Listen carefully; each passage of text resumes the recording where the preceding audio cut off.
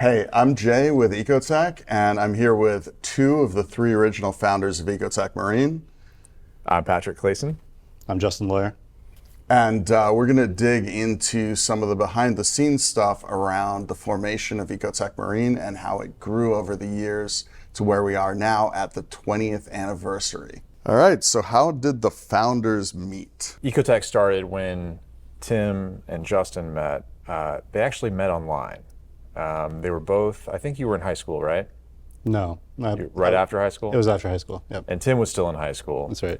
Tim was like just nuts about aquariums and reptiles and all things, and his family really supported him in doing that. And so he had a shop and a bunch of reef aquariums, and they met chatting about how to make equipment, right? Mm-hmm. Equipment in general, but I think we were really focused at the time on making all-in-one kalkwasser reactor. Yeah, and for those that don't know, kalkwasser, right, it's adding calcium hydroxide into fresh water, and that was actually the first EcoTech product. Yep. So Tim and Justin, they started making these things at their house. I think you made a number of reactors, right? Yeah, we kind of split up the country, and he would sell on the East Coast, and I would sell on the West Coast and Midwest. And I don't know how many we sold. Maybe it was less than 50. I mean, that's a pretty big number. Yeah, for two, just high school kids, basically. Right, and these guys knew how to build stuff, they knew how to manufacture stuff, and I actually had never met Tim at that time, and I came into the picture when Tim and I were at Lehigh, and we were in fraternity together, actually with you, Jay, back in the day. And so Tim, I knew that he was working on some aquarium thing. I was into like freshwater tanks growing up, but never had made the jump into like saltwater reef. But when I heard about what Tim was doing, and then eventually I got to meet Justin. He came up to visit, I guess, one summer. I don't even remember, but yeah, I think it was in summertime. Yeah. And then Tim and I thought, hey, there was actually a opportunity to have a grant at Lehigh where we were going to school, and we applied for this little program called the Invitation to Innovate. And we thought maybe we could evolve the kalkwasser reactor that was built initially into having a dosing pump built into it. And so we ended up applying for some grants together to make that a product a reality. And at that time, you were, by then you'd moved out of Lehigh, right? I think you and Tim were doing your graduate program. You were working in MCI, WorldCom? No, I was at the University of Oklahoma. I was marching steadily towards a graduate degree in physics.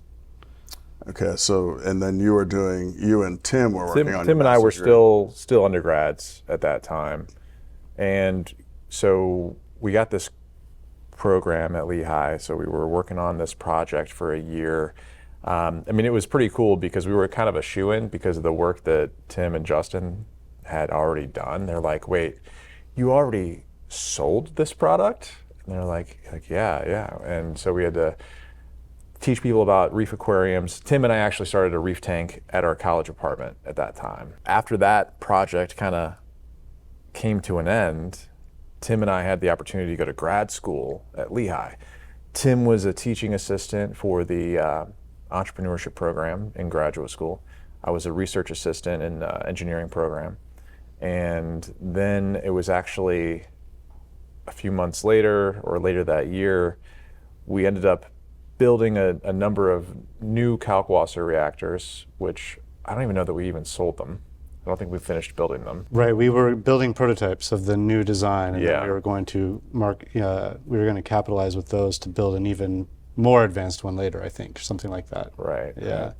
Well, it was like around that time that we started getting the idea to make a pump. Mm-hmm. Actually, I think it was Tim had met up with, at a frag swap. He met with Andy Howard. From IceCap at the day. IceCap ballast, for those of you that remember, were the way that you would light a metal halide light, or power a metal halide light. VHO, but yes. Yeah, was it a VHO light? It was fluorescent. Okay. But it was the go-to gold standard for...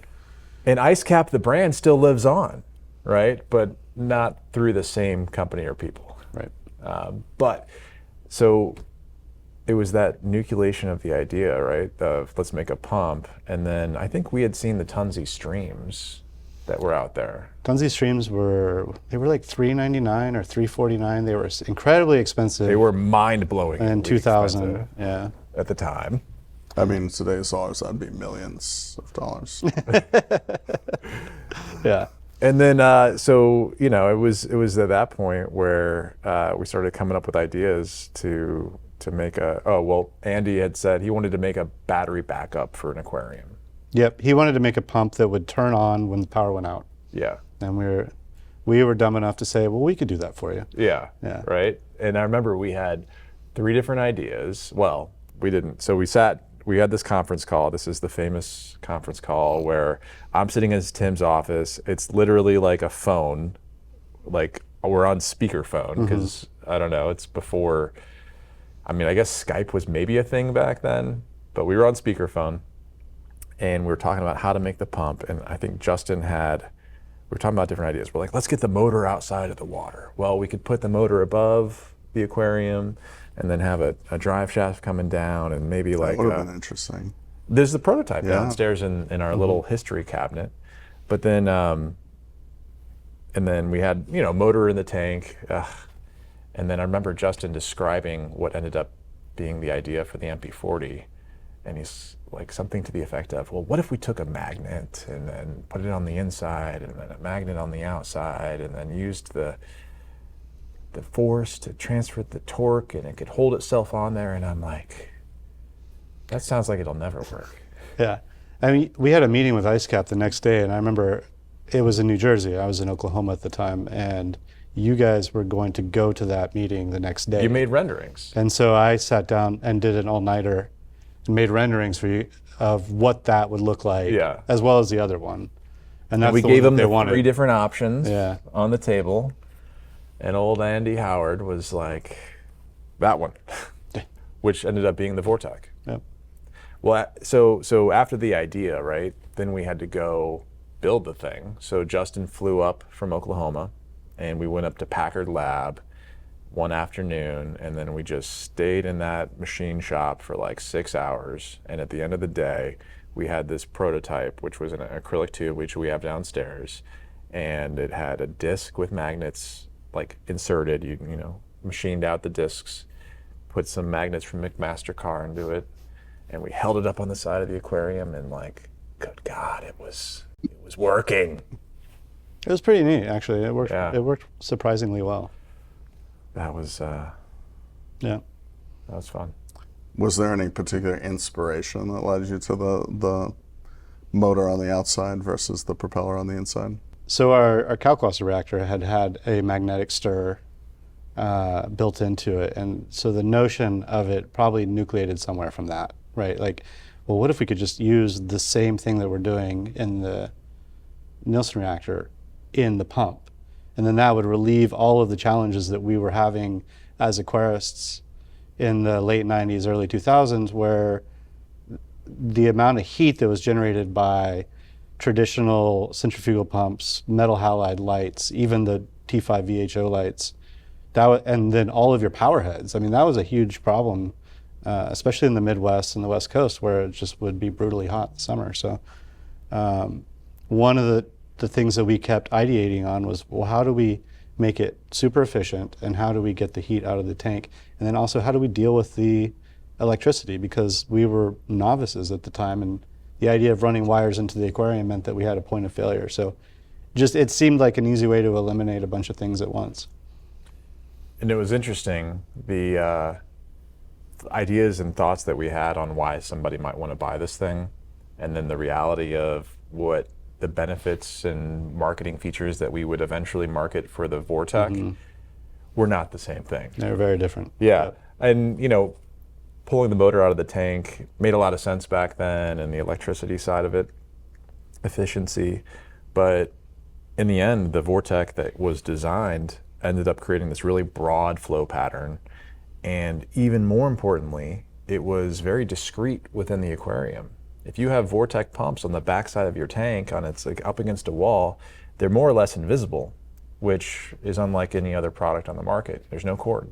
It was an interesting experience in the early days, right? Because you were actually living and working out of the same place on East Fifth Street in downtown Bethlehem.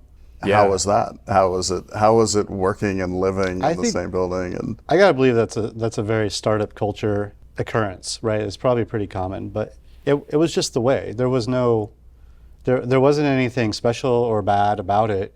Like, we were starting a business, and there is no time off. You literally are breathing, eating, drinking. Your work is your energy, or vice versa, perhaps. And so, it was awesome. Like it was just what we were doing. I mean, it was, 16 hours a day, right? You woke up, because, there was time when we were still going to school. So it's either school and you come home and you work on EcoTech, right? And, you have conversations over dinner, you go out and get lunch and, have a beer or three. And, it was a great time. was there a time where EcoTech almost didn't happen? I don't think there was a time where EcoTech almost didn't happen. There was many times where EcoTech almost fell on its face. But I don't know that we ever threw our hands in the air and said, we're not going to do this. I would say that it was our collective, stubborn belief in what we were trying to do and just unwillingness to give up that ultimately allowed us to be successful and achieve what happened. But in the end, there was so many challenges along the way, and you stare yourself in the face and you think, is this, this is not going to be the end of what we're doing, and you just keep pushing on.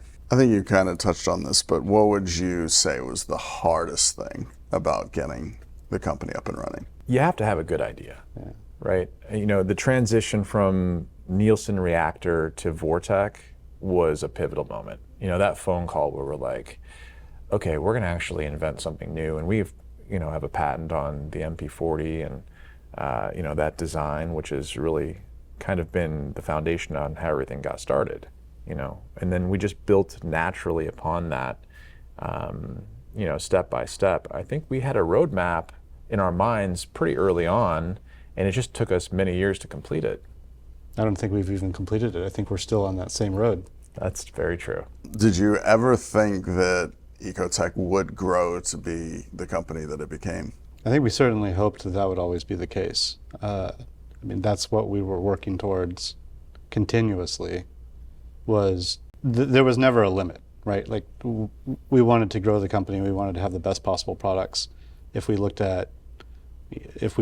spoke about the future, there were adjacent markets, there were applications of technology, but I don't know that we ever set out with a goal of the company's going to be X dollar revenue within so many years. We just always were marching towards the objective of being as successful as possible, making products that were as good as possible. I think we're really lucky to have started and trying to make a company within a very niche space where you have passionate customers that appreciate high quality products and they appreciate technology.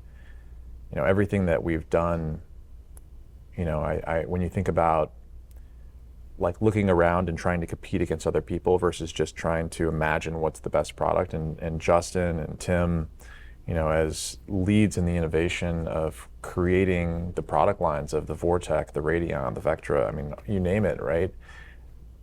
Really trying to design something. I always say Justin designs for what he would want, right, as an aquarist, and doesn't really look around at, trying to mimic something else. And that ground up design philosophy, I think, was really important in kind of our evolution of products, and one of the reasons why I think we've become a foundational brand and product line for reef aquariums in general. Who were some of the influential people that helped build the EcoTech brand and company outside of the EcoTech crew or team? There are so many people. There's a tremendous amount of thanks that has to go to our customers and our passionate allies in the industry, but to name a few of them would not do justice to all of them, to be perfectly honest. To echo Justin's point, there's so many people that have helped us along the way. But there's one guy that I would feel comfortable mentioning early on. Do you know who it is? I'm going to assume it's Jake. Jake? That's absolutely one of the guys that is. Well, Jake Adams was the first guy. I met Jake at the DC Magna. Yeah. Yep. What was that? 2005? I think so. Yep. So we brought our beta prototypes. Jake bought 2 of the original 6 prototypes that we brought to the trade show. I met him in the elevator, and I'm like, who's this tall, lanky guy that was just really excited about flow inside of reef aquariums? And they kept coming back to the trade show. So Jake, absolutely. The other guy I was thinking of as well as Sanjay. Sure. Sanjay was a absolutely supportive person and like a wealth of knowledge. Like, Sanjay Joshi, like in early days, Tim was writing articles with Sanjay for, was it Advanced Aquarist? He would go sit in Sanjay's basement. This is while he was in high school. Yeah, and measure reflectance. He would take a PAR meter in this grid of pegboard underneath metal halide lights, and then measure each data point. And it would take hours and hours and hours, and he'd just sit in Sanjay's basement taking data. I mean, there's Sanjay, there's all of our international distributors who were so passionate about bringing our brand to their countries. There were influencers didn't really exist. I mean, they did, but it was different than it is now. Now influencer is a career. Back then it was just people who were really wanted to see you succeed and had shared interest. So, yeah, there's also the entire Lehigh Valley business community that just, we were 3 poorly dressed kids, and they went out of their way to try to help us and connect us with people who could provide us either with resources or with knowledge. And so the community itself is as much to part of our success as anybody. And then I remember we walked into a conversation with a local venture capitalist, and we went and did some whiteboarding, and we were telling him the story. This is like when we were first doing the MP40, and he's like, well, where are you going to get the money for this? And we had gotten a loan from a bank, and we had gotten grants and tried to piece all the pieces of the puzzle together. And then, we got to the point where we bought our first 300 units on order, and they were coming in deliveries. We didn't even have a loading dock. We were having these delivered to like the corner of the street, and then we had to the guy shows up in a box truck with a luckily he had a lift gate on it, and then we're just in the middle of traffic, stopping traffic, trying to unload the pallet and then push it into the garage. And anyway. So this venture capital guy, so he's like, well, you sell these, and then what are you going to do? And I'm like, well, hopefully people pay us for them, and then we'll use that money to buy more. And he was highly suspicious. He's like, I don't think so. Needless to say, he did not invest in EcoTech at the time. And interestingly, we never actually had investors. It was the 3 of us that owned it, and then eventually we got a 4th partner, Chris Clough, when Aqua Illumination and EcoTech came into one group, and yeah, that's how we did it, man. Okay, that was really interesting. Thank you, guys. Really cool to hear a bit more about our history at EcoTech Marine and how we got to 20 years in Vortex and Radions. It's hard to believe. There's the 20 more.